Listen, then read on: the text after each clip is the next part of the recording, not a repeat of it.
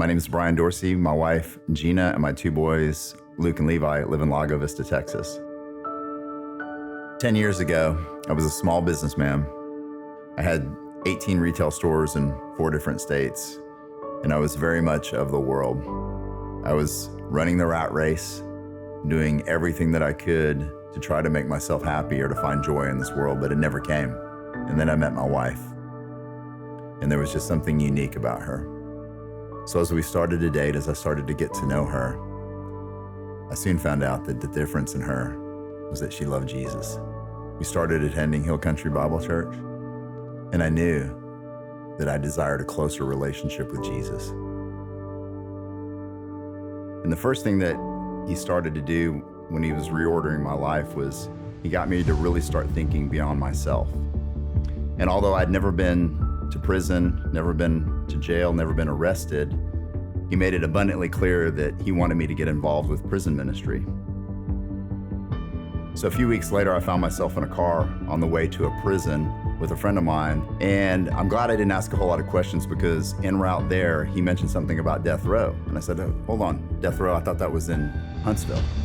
And he said, they live at the Polunsky unit where we're going in Livingston. But you don't have to worry about that because they're housed separately and no one's really allowed to go in there.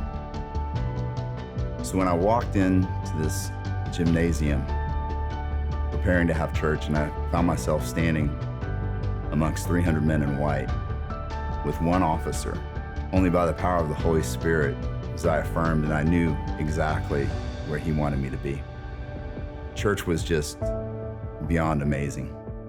And I started to come back as frequently as I could. So every Wednesday I wake up at 3:45, preparing for my 4-hour drive to Livingston. I spend the day there with the men in closed custody, administrative segregation, and death row.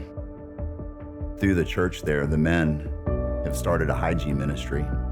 So we get to bring shampoo, deodorant, toothpaste, and soap to the men who have no connections on the outside, no support on the outside. They're locked in their 6-foot by 10-foot cell for 23 to 24 hours a day. Prison is one of the most racially divided places in America. But when you come into church, you can see all of these men from different backgrounds, different ethnicities, hugging each other, praying with each other, and that's only possible by one name, and that's Jesus.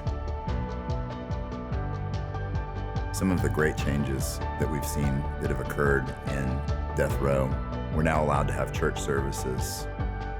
We're now allowed to have baptisms. It used to be a place where guards didn't want to work. There's joy. There's men singing. There's men praying for each other. There's men encouraging each other. The men who live there now call it Life Row. I've had so many men tell me that they're thankful that they ended up in prison because that's where they met God and where He saved their lives.